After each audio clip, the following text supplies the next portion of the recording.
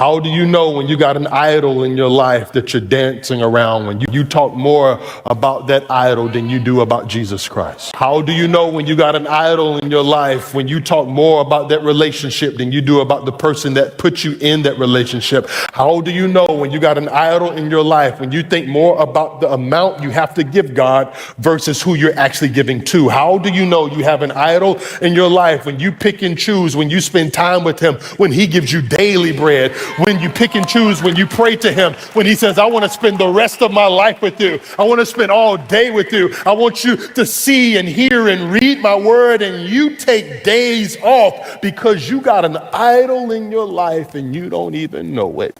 How do you know when you got an idol in your life? When you only read the word of God because you got to share the word of God with somebody else. How do you know when you got an idol in your life? When you're stuck on your little devotion instead of sharing what God has showed you in his word with other people. This word isn't just for you. This word is supposed to be carried through you.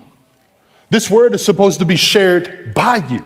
And if you ever get a real revelation of what this word actually says, then you will receive what the Great Commission tells you to receive, which is go ye into all the world and preach the gospel of Jesus Christ. But Pastor, I'm not a minister. Yes, you are. You've been called by God. You've been saved by God. You've been redeemed by God. You've been chosen by God. And the word of God says he called you and chose you for such a time as this. If he has given you the word of God, he has not given you the word of God for the word of God to stay with you. He's given you the word of God for you to catch that word, to carry that word, and then to cast that word. But some of us, we're stuck because we think that the word of God is simply for us, and we forget that there are people dying around us because we're so selfish.